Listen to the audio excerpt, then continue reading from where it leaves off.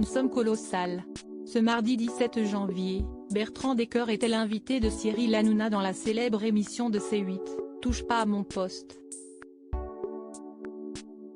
Le journaliste spécialisé dans les familles royales est notamment revenu sur la sortie des mémoires du prince Harry, intitulé Le Suppléant, et plus précisément par le succès rencontré par l'ouvrage. Mieux encore, le chroniqueur de 37 ans a dévoilé la somme perçue par le prince Harry et sa compagne Meghan Markle, pour publier le livre.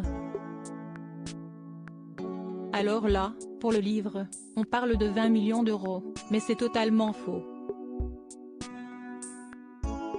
Les chiffres viennent vraiment de tomber, ils ont touché 40 millions de dollars, a-t-il révélé. Sans surprise, la somme a subjugué tout le monde sur le plateau, à commencer par l'animateur. Si esti 40, tu as bien entendu Cyril, c'est énorme, a surenchéri Bertrand Decker, avant de préciser la provenance de cette somme. C'est 10 millions d'exemplaires vendus, dans 16 pays.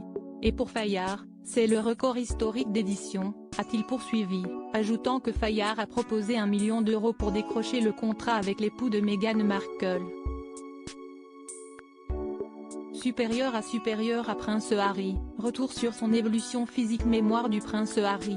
Le duc de Sussex est accusé de compromettre la sécurité de la famille royale malgré la grosse somme d'argent empochée. Le prince Harry pourrait néanmoins perdre ce qui est souvent considéré comme ce qu'il y a de plus cher au monde, à savoir ses proches. Car, oui, en publiant des informations confidentielles dans le suppléant, dont l'aménagement des résidences royales, l'emplacement de la chambre de la reine Elisabeth II dans le château de Balmoral ou encore la position des réserves remplies de tableaux artistiques au domaine de Highgrove, le duc de Sussex a mis en péril la sécurité de sa famille. Selon Dai Davis, un ancien chef de la protection royale questionné par The Telegraph, ce samedi 14 janvier, seul un fou peut faire de telles révélations. Il y a une raison pour laquelle Buckingham Palace ne discute jamais des détails de ses opérations de sécurité, grandes ou petites. Ces révélations m'inquiètent beaucoup et inquiéteront probablement beaucoup l'équipe actuelle du prince Harry, a indiqué l'expert, avant de conclure. Historiquement, il y a toujours eu des gens qui ont essayé d'accéder à certaines parties des palais royaux.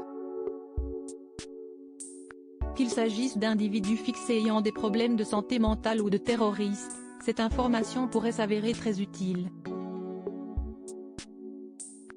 Article écrit en collaboration avec 6 médias. Crédit Photo, agence.